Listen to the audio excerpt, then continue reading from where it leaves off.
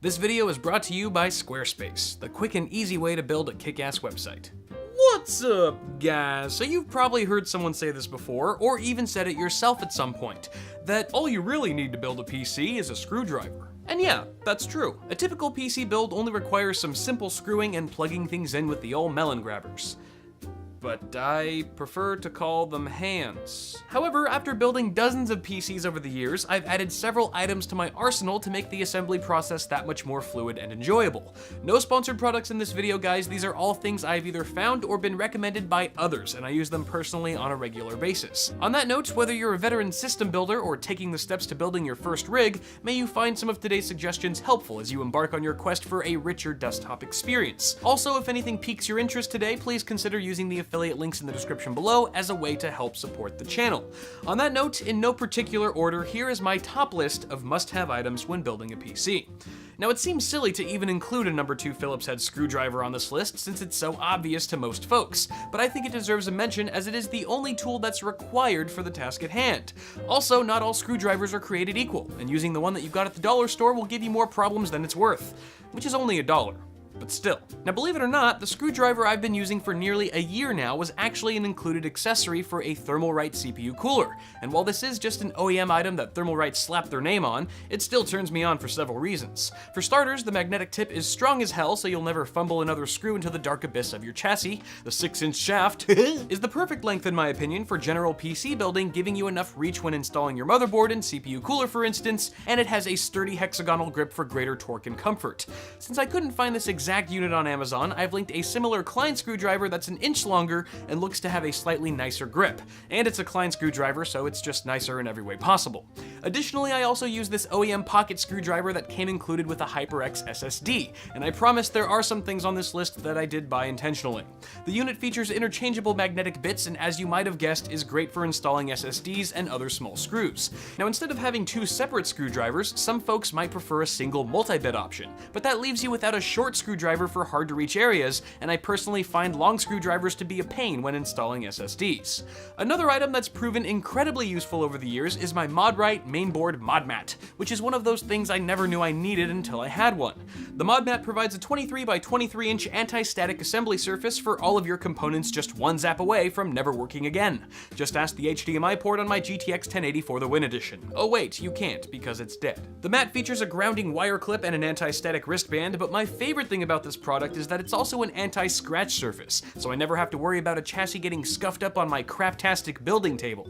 Even side panel windows are safe as long as the mat is clean, and this goes both ways. If you have a nice table to build on, the mod mat also protects your desktop from getting wrecked by your hardware. Screened directly onto the mat is a motherboard form factor table and rulers, which are great when plopping down your long rod for a good measuring.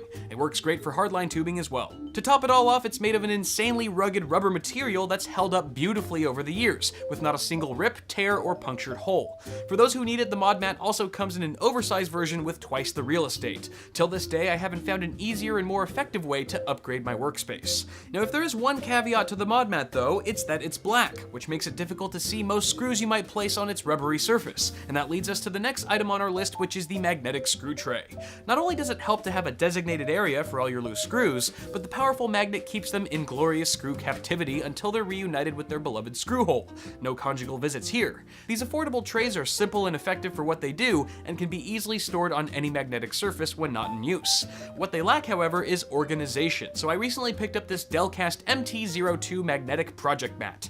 Measuring 11.75 inches by 9 inches, the mat is divided up into squares and features a dry erase surface for labeling your screws during the disassembly process. Now, unless you're new to PC building, you can probably figure out which screws go where without the help of this item, but if you're relatively new to custom water cooling like myself, this mat can be a godsend for organizing and labeling all the little screws for your reference GPU coolers and water blocks. On the downside, the MT02 is intended for smartphone and laptop disassembly, so the magnetic surface isn't quite strong enough to hold larger thumb screws for instance, but the thick non-slip foam backing aids in the prevention of lost screws. This, along with a standard screw tray, make a great combo for keeping all your little things in order.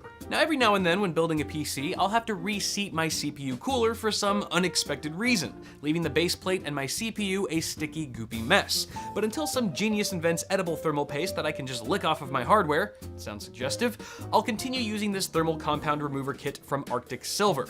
The Arctic Clean kit uses a two-step process including a remover and purifier solution. Apply a couple drops of the remover to any greasy surface and magically wipe the goop away with ease. Then rub in a drop or two of the purifier to prep the surface for a fresh application of thermal compound. This helps to prevent flash corrosion on copper heatsinks while removing any residue left by the remover, and thanks to its refreshing citrus scent, this Arctic Clean kit also gets my award for the best smelling object in a PC geek's room, though nominations were slim.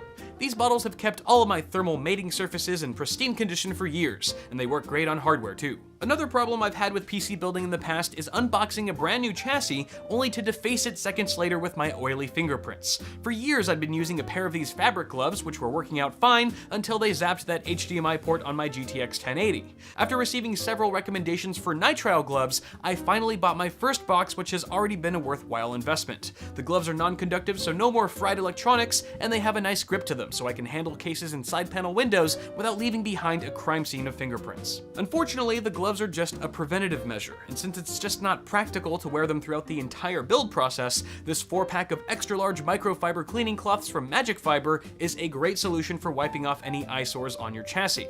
If you're still using the tiny cloth that came with your eyeglasses to clean your case window, these 16 by 16 inch squares are calling your name. They're so big I even use them for my 32-inch monitor and my 55-inch TV. Best of all, they're extremely gentle, leaving zero scratches or streaks on even the cheapest case windows I've come across, and trust me, I've seen some pretty bad ones. Winding down our list of helpful building appliances are a few things to aid in the ever so crucial task of cable management. An assortment of zip ties in various sizes and a pack of reusable Velcro straps can go a long way. Most PC cases these days come included with a number of these restraints, but they're usually not the size I need, or there's simply not enough of them, so having my own supply ensures that no cable goes untidied. Zip ties are great for binding cables as tightly as possible to maximize space conservation, while Velcro straps allow for flexibility when adding or removing cables to the bunch. Yes, I just explained to you what zip ties were. As a final pro tip for cable management, I'd also recommend a small pair of wire cutters to snip off any excess zip tie clutter. So there you have it guys, those are pretty much all the tools and trinkets I like to use when building my PCs, but if there's anything you'd like to add to this list, be sure to share it in the comments below.